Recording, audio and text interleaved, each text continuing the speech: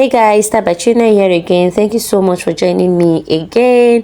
To my first timers, thank you so much for joining me. To my returning subscribers, thank you so much for joining me. If you are yet to subscribe to my channel, please do subscribe to my channel. I discuss everything concerning fashion designing, DIY, and everything about fashion designing. That's what we do here.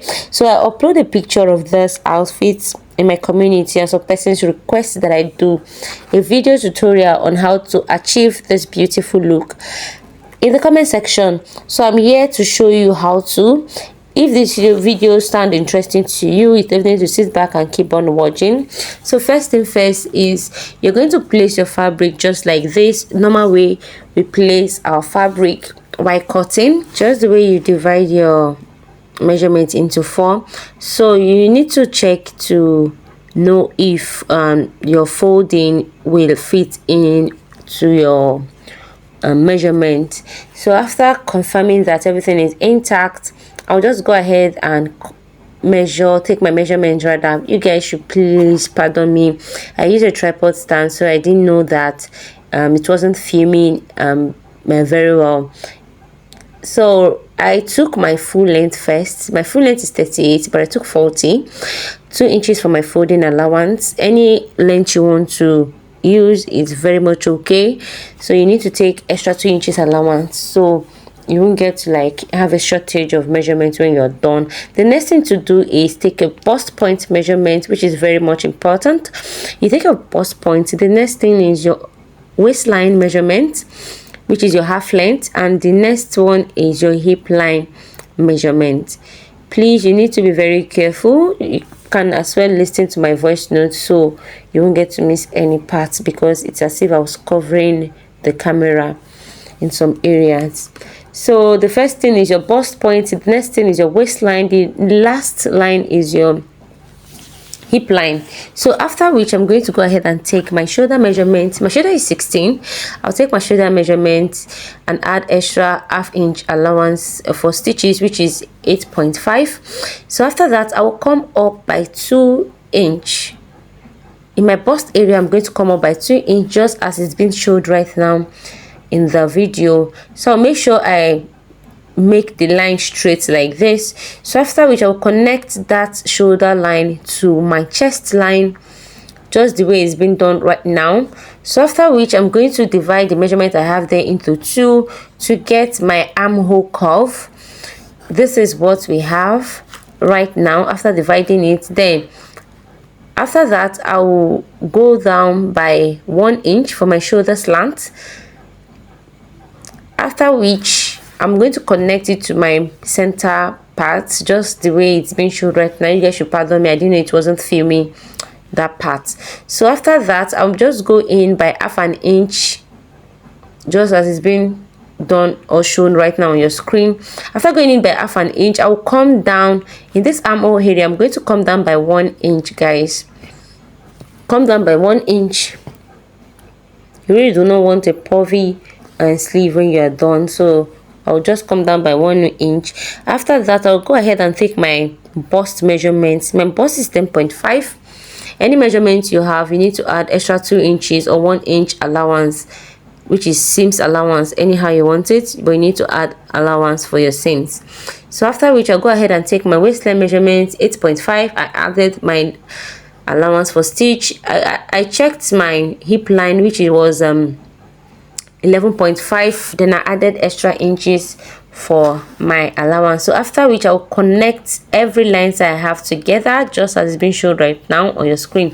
You can go ahead and use your curve rule if you cannot actually sketch like this. You can go ahead and use your curve rule. So in this area, I already noticed that my camera wasn't filming full, so I just needed to carry my camera around to film that part, just like that. In that down part area, before you connect it to the full length, you can also go in by 2 inches. I did that off camera. You guys should please pardon me, so that it will give you that pens effect. So after that, I'll place my first pattern, which is my front pattern, on my second pattern, just as it's been showed right now on your screen. I'm going to place it like that to get my back piece. you guys need to just focus more or listen more to what I'm talking about. Yes, because I didn't know my camera wasn't filming. In fact, this video actually stressed the hell out of me because my phone was really disturbing. The memory was so full and I had to like start deleting some things to complete the video for you guys. So after which I confirmed my measurement and I noticed that everything was intact. I left extra 1 inch for my zipper allowance, just like that. So after which, you guys should please pardon me, I went up by 1 inch. My camera didn't also capture that part, so I went up by 1 inch. After that, I'll just go ahead and take my front depth measurement, which was 5 inches. Then my neck measurement, which was 3 inches. Then my back depth, which was 2 inches. That will connect the line together, just as being showed right now on your screen. Connect it just like this. Then connect the front part also to this. This is where I cut, guys. I cut together. Then later I'll separate my back from my front so I can get my front, but I place it together like this to get accurate answer. So after which, I'll just go ahead and cut that part off, then also cut the front part off, just as being showed right now on your screen. So after which, I'll just go ahead and take my dart measurements. You guys, the front part, there won't be any dart in the front part rather, so anything we are doing it at the back. So I'll just go ahead and take my dart measurement for the back. I took 5 inches because of my zip allowance. I took 5 inches altogether. So after that, I'll just connect the line, so I will have that effect just as being shown right now on your screen. Connect everything together. Why I'm doing this is it makes it more easier for me to just run my dart through without having any pervy area or any getting my dart accurately. Actually, that's just the main reason.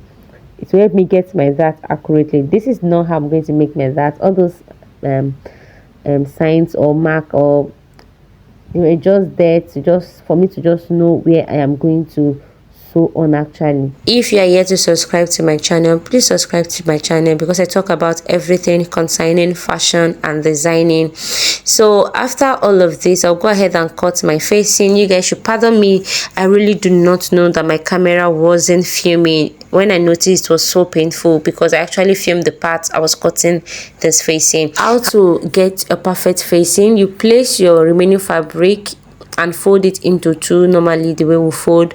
Then you place your front piece on it, then you measure 2 inches and you cut it all round. The same thing applies to the back. So after that, I went ahead to stitch my facing and also top stitch it. I top stitch the facing. So after all of that, I will just go ahead and iron it, then hem it down with a hemming gum to give it that perfect look. And yeah. So after all of that, this is what we have left. So after ironing and all of that, I will just go ahead and also connect the two shoulders together, join the two shoulders together, but I will not join the two sides together for now because of the front design. So after that, I also stitch my darts. I didn't know my camera didn't capture my dart also. So for that front design, you can actually use anything, circle and a HB pencil.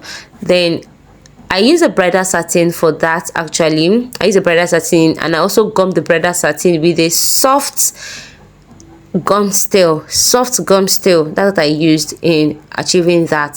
So after that, I just went ahead to use my plate to achieve that round effect for the big size. Mind you, if you want the big size to be 4, please make sure you are cutting 8 pieces of fabric because you are going to sew and turn it inside to give it that neat look when you are done. So after that, I use my bare hand to achieve my smaller size, just the way it's being showed right now. For the small size, I cut out 8 pieces of fabric. Then for the big size, I also cut out 8 pieces of fabric. Yes, just because I want to sew and turn. I do not want scattered or not neat finishing. I really needed a neat finishing for this look. So basically that is all what I did in this part. So after that, I'm going to go ahead and chop out everything. So after the whole cut, this is what we have left. You can see I paired each with the other one, so I won't like make mistakes. So this is what we have left. Everything is 2 2 2 because I'm going to sew and turn. So after all of this, I'm going to go ahead and go to my machine right now, then sew it all the way around, leaving like a 1 inch space. Sew it all the way around, leaving like a 1 inch space so I can turn over from there. So basically that is what I'm just doing right now. Sew all the way around, leaving like a 1 inch space to turn around from there. So after turning sewing and turning it around inside, rather, I'll just head straight to my machine to also iron it out neatly. So after all of that, I already hemmed down my facing, then connect my 2 shoulders together just as it's being shown right now on your screen. So after all of that, I will open my material, my fabric rather, to the front part. But before then, I already took my normal body measurements on the actual fabric. You guys should ignore this fabric. I have to make do with what I have in the house already.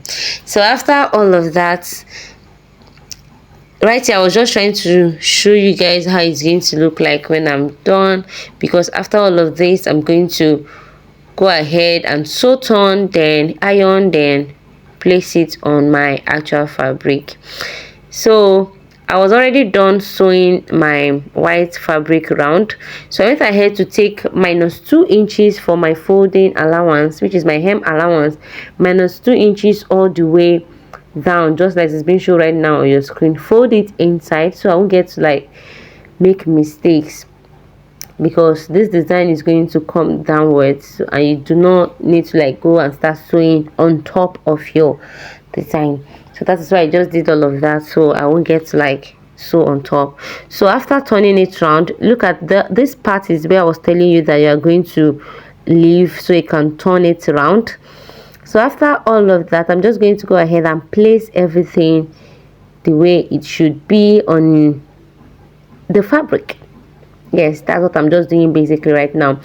Please mind you can sew like 5 different designs, 5 for each size, and place. You can sew more than 5, you can sew 6, or you can actually count the amount of design, the amount of design they used in the picture, so you can do exactly what is in the picture.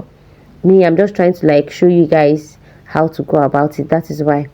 So after that, I'm going to fold my fabric into 2 like this, then fold it again into 4. We're about to cut our sleeve and I want to cut it at once. I don't want to start cutting and recutting again, so I just wanted to cut it at once, guys. So after folding my fabric into 4, I'll go ahead and take my sleeve length. My sleeve is 23. I will add extra 2-inch allowance, which will make it 25, just as it's being shown right now on your screen, 25. So after which I'll connect the line straight, then I'll measure this part, which is about 6.5 inches. Then after that, I'll come down by 3 inches, just as being shown right now on your screen, sorry, 2 inches. Then I'll connect it to this upper part to get my accurate sleeve the round, depth round or armhole round. Yes. So after that, I'll just go ahead and connect the lines like this. For the wideness of my sleeve down, I used 23 inches, is 11.5 for the wide.